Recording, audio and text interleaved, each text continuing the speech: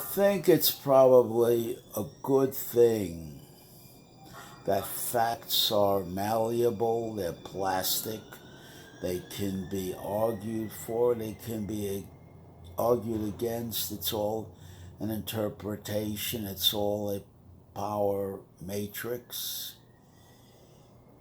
I think it's a good thing because you can take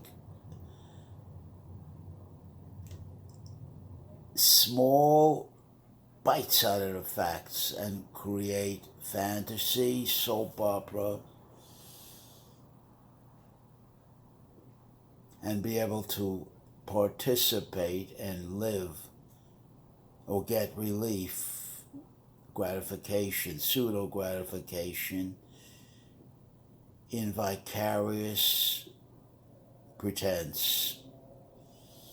And if you have a good, viable imagination and you put yourself in a state of sufficient suggestibility by yourself, to yourself, you can give yourself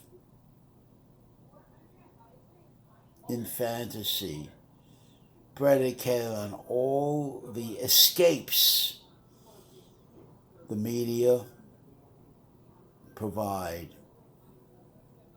entertainments, pseudo entertainments, hero figures, and so on and so forth, that we can project away all our power to act in our own best interests into those hero figures and feel like we too have participated, we too have been rewarded.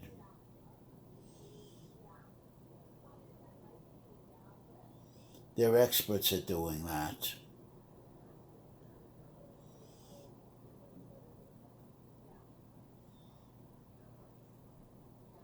And they're also experts at making it look so easy, so routine, you could do it too. That's the magic. That's the kibosh.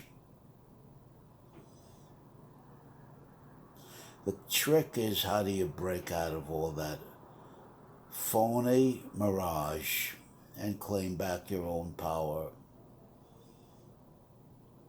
But in order to do that, you have to first be a rock on an island. That's what everybody runs away from, in my opinion. We all want the justifications, the rationalizations, the evasions, the procrastinations that our society gives us. One of the hardest things to do is to get rid of systematically the phoniness within ourselves that forces us to need hero figures, to need media packaged escapes, phony escapes. But then again, here is the paradox. If you look like me, I'm a short, small man, 5 feet 3 inches, ridiculous looking. I don't have much access, predicated on personality, appearance, proportions, continence. Big fat baby. I'm ridiculous to look at. I have very small access and a very rigid, short, tight leash. That's the hand he's been dealt. You have to look around and be practical, prudent, and realistic with everything. And as many times you have to live your life vicarious pretense with substitutes, with surrogates, with replacements.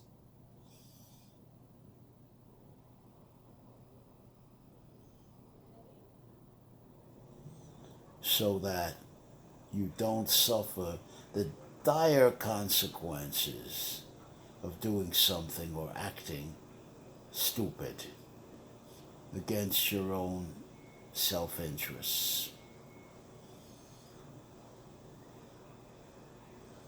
The short, small man must engage powerful intellect. He must think before act, critically think, analyze, take the logical step back and look at the whole scene and ask himself, if I were the situation, if I were this woman or this individual who I'm confronting in the arena of encounter and confrontation, how would I anticipate? How would I see it from their side, my opponent? Visual aspects, very important. It's all a practical problem. It's in the here and now. It's in the behaviors. It's in the how of what's done. Choice is not a simple thing. It's not a reflex reaction. Even though perhaps a Tony Robbins makes millions trying to get you to believe that. Breakthrough can come suddenly, can come quickly. I would look at Tony Robbins and say, it's easy for you to say, my friend. Easy for you. Will you walk a mile in my shoe?